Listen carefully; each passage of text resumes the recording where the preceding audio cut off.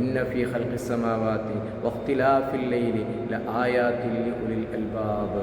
അല്ലാഹു തആല ഈ ഭൂമിയെയും ആകാശങ്ങളെയും സൃഷ്ടിച്ചതിലും വഖ്തിലാഫിൽ ലൈലി വന്നഹാർ, രാത്രിയും പകലും മാറി മാറി വരുന്നതിനുമൊക്കെ അത്ഭുതങ്ങളുണ്ട് എന്ന് അല്ലാഹു തആല നമ്മെ അറിയിക്കുകയാണ്. ചിന്തിക്കുന്നവരൊക്കെ അതിലൊക്കെ ദൃഷ്ടാന്തമുണ്ട് എന്നുള്ളതാണ്.